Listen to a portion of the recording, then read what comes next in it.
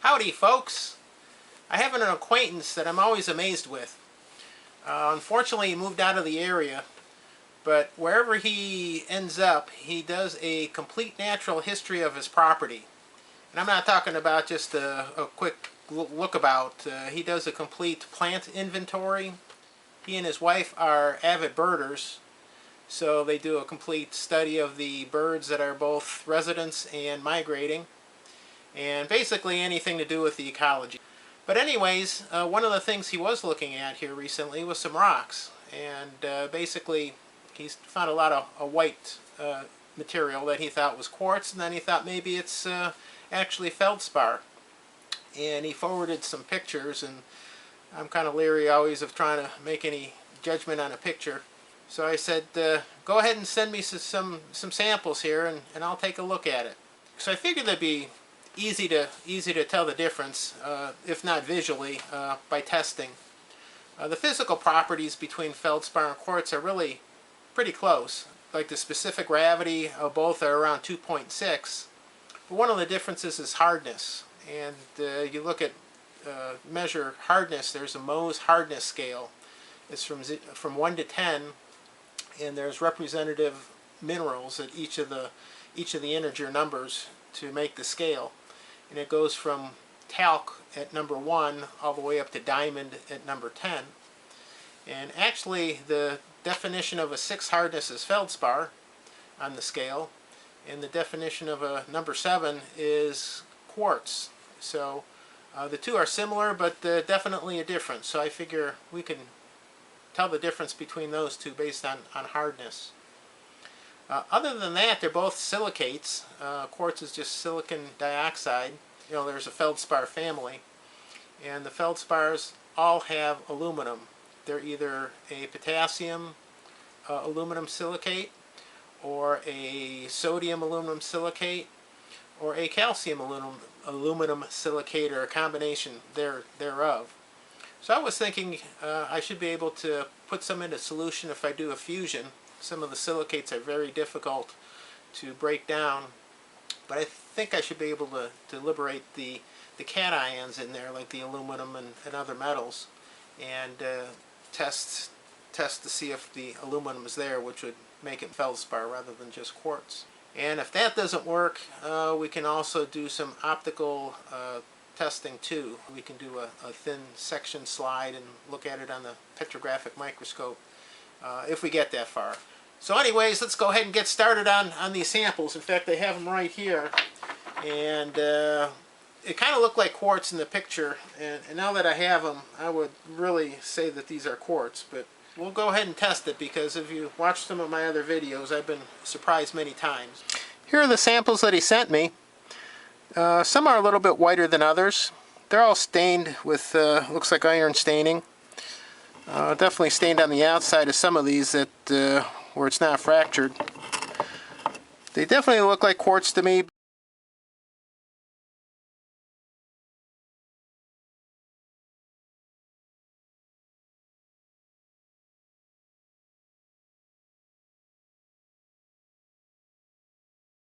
I'll take a pair of these to test, and what I'll do also for comparative testing is I have some samples from one of these rock and mineral collection kits that you buy, and I got this at a garage sale and I just picked it up for a reference sample. This one's actually feldspar, and this is their sample of quartz, but just to be consistent I'll use these through the testing too, and just as a comparison.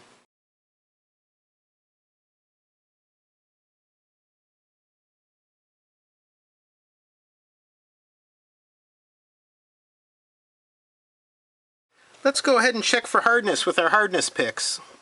I'm going to start with the feldspar reference sample, since it would be a little bit softer. Okay, here's a number 5. We're going to see if we can scratch this thing. We'll find a good flat surface.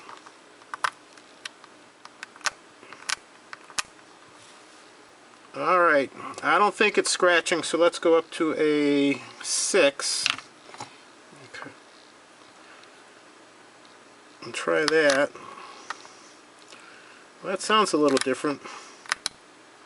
Okay, I think I see a line there. It's not real apparent. I'm going to go up to a number 7, which is on the other end here.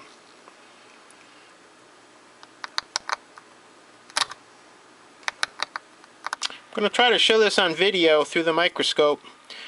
Where the pointer is now, or the needle, that is where the number 5 pick was, and don't know if you can see it, but that's mostly metal on the rock. Over here was where the number 6 pick was, and I can see a faint 3D scratch there starting, especially on some high spots. So it looks like we're definitely scratching the rock. Here's where the number 7 pick was, and that's definitely a 3-dimensional scratch. So I would call that a 6.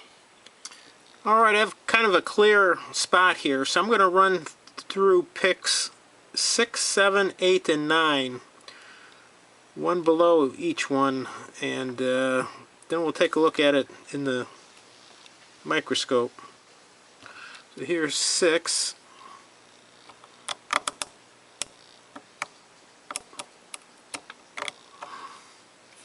Here is 7.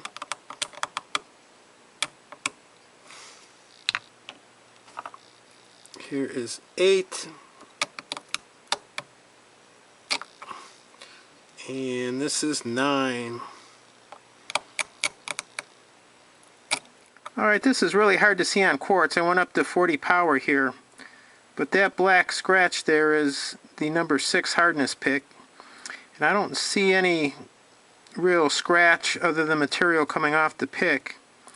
If I slide down here, this next one is number 7. You can see it's starting to get a little bit of still a lot of metal down. The mineral is getting kind of a white sort of powder sugar look around where it starts to scratch the mineral. This is the number 8 pick. You see how that actually is kind of has that powder sugar color next to the clear quartz. So that's definitely scratching it. And if I go down one further, that's a number 9, and that's very apparent there. So the hardness here is 7, maybe even a little bit more than that. I'm going to use the rock hammer and chisel to bust a piece or two off of these. And since we don't have to worry about contamination with iron, I'm going to use my pipe rock crusher here to crush it down to a powder.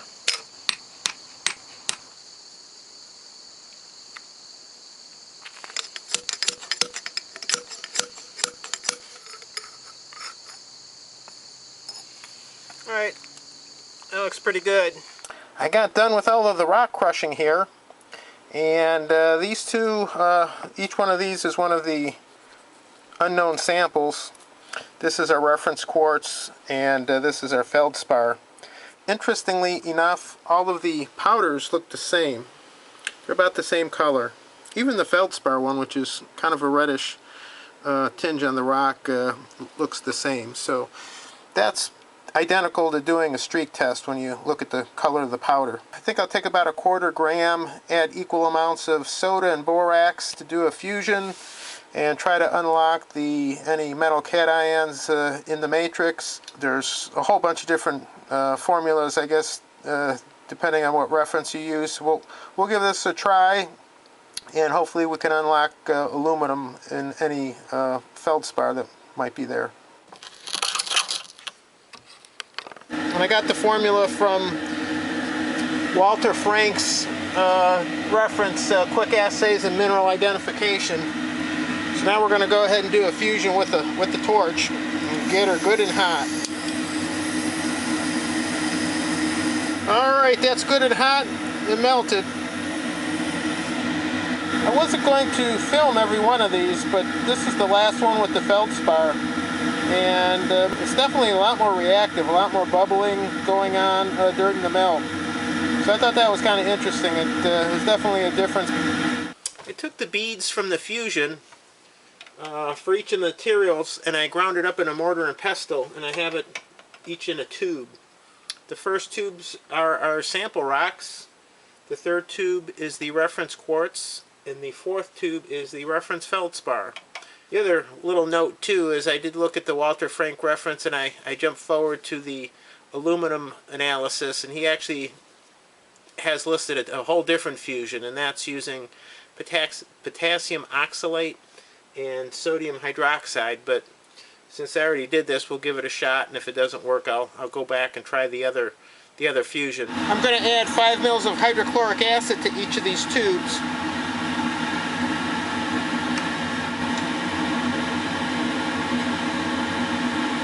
I'm going to gently heat each one of these to make sure everything dissolves.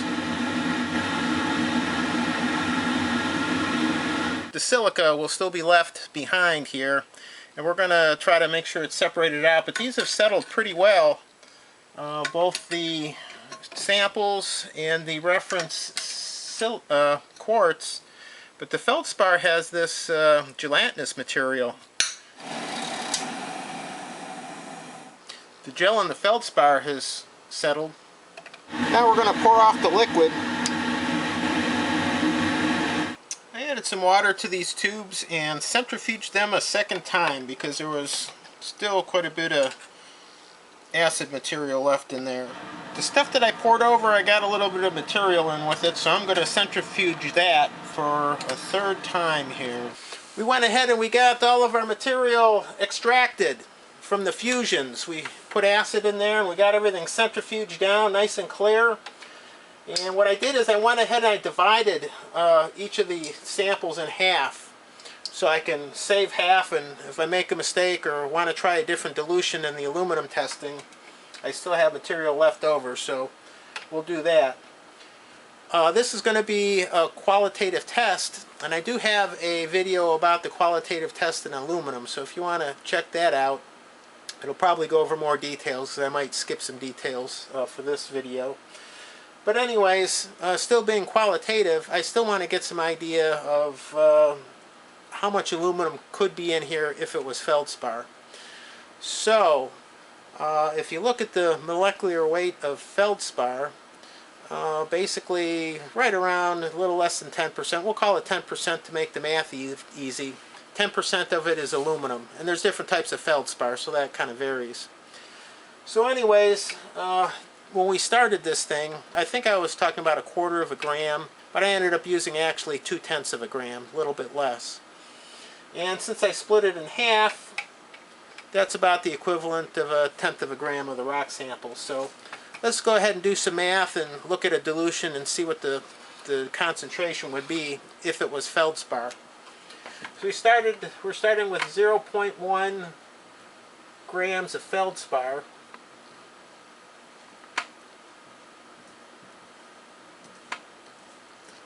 And if it was 10%, that's going to be 0.01 grams of aluminum in each one of these tubes, if it was all feldspar. And that's also assuming that we did a perfect job of extracting it from the mineral, and also did a perfect recovery when we did all the washing and centrifuging and all that. And that's not going to be the real world case. So let's just assume that we got 50% of the feldspar, of the aluminum in the feldspar, broken away from the silicates and in the solution. So instead of the 0.01 gram, it's going to be 0.005 grams of aluminum. The 0.005 grams is actually 5 milligrams. So that's 5 milligrams of aluminum in each one of these tubes if it was feldspar. And we extracted about 50% of it. Now if we dilute that to 100 mils, that's the same thing as 1/10 of a liter. So if we empty this into a 100 mil volumetric flask and take the volume up to 100 mils, that's going to come up to a 50 milligram per liter concentration, and a milligram per liter is the same as parts per million, so that's 50 parts per million. So that's definitely going to give us a big reaction indication on the aluminum test. Okay, here's the last sample to dilute and pH adjust. Alright, 50 mils of water.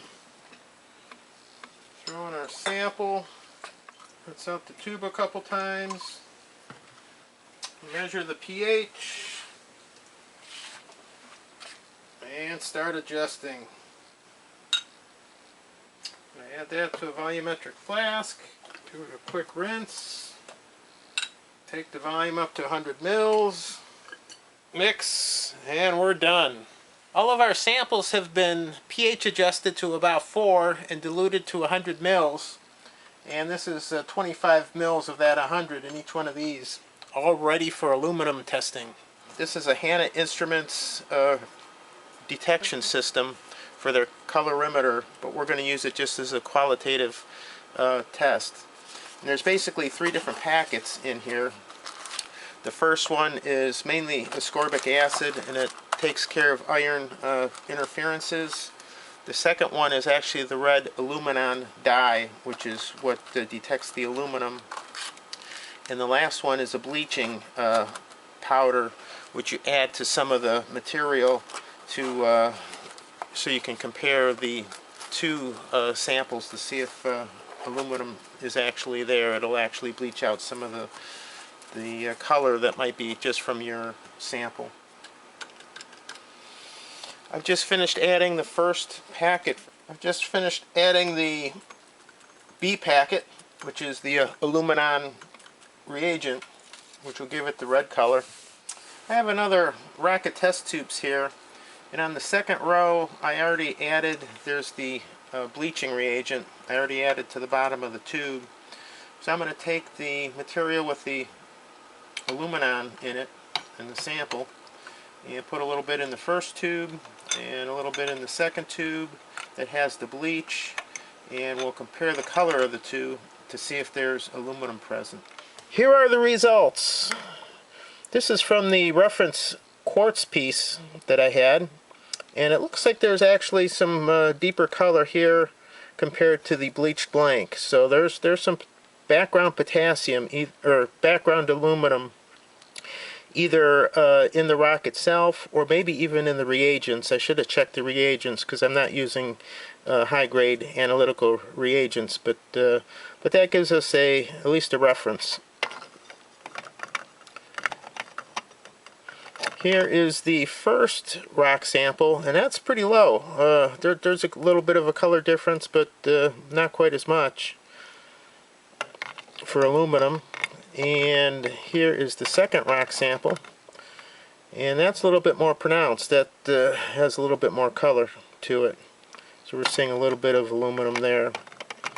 Now this last one, this is the actual Feldspar, and you can definitely tell the difference between that and the other 3 materials. It's definitely a much deeper color.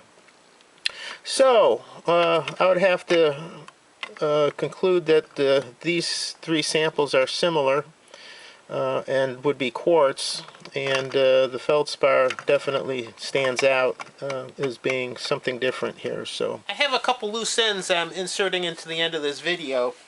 I was also sent a sample of clay, and the clay is basically the Feldspar that's been broken down. And that's another reason why these rocks are quartz anyways, because the Feldspar gets broken down and becomes part of the soil or clay. But I wanted to test it anyways for aluminum, see how it compared to the Feldspar. And the other thing I wanted to do was a reagent blank too, to see if that was truly background aluminum we're seeing in the quartz, or if it was just background aluminum in the reagents that I'm using. So anyways, here is the clay material along with the test blank, and definitely a indication there. And it's very similar to what we saw with the Feldspar. If we look at both of the test materials, very similar. So the clay and the Feldspar match, and the quartz are definitely lighter. Now here is the reagent blank that I did, and lo and behold, that's the reagent blank, and this is the test blank, and we're seeing an indication on the reagent material above the test blank. So the stuff that we're seeing in the quartz is probably coming in through the reagents, and I'm not using analytical grade reagents here at all. In fact, I'm kind of being a little sloppy here. Anything from the sodium carbonate I'm using is commercial washing soda. The borax is just commercial borax. The acid is just muriatic acid. And the sodium hydroxide I used is actually from light. I'm sure we're getting in the aluminum through the reagents here, and it's not kind of coming in with the quartz as a component. And that's not at all surprising, because aluminum is the third most prevalent element on the crust of the earth here, behind oxygen and silicon. I hope you enjoyed the video. There wasn't a big surprise this time. The samples look like quartz coming right out of the box. They seem to test like quartz, and didn't seem to test like feldspar, based on the hardness and the wet chemistry. Now, the wet chemistry is not really a good way to go to test this. I just wanted to see what it did. Looking at the optical properties might be a lot more appropriate, but it takes quite a bit of time to make thin section slides to do that. So anyways, thanks for watching the video. No big surprises this time, but stay tuned, and we'll do more rock analysis soon. Thanks for watching, and happy rock and mineral identification.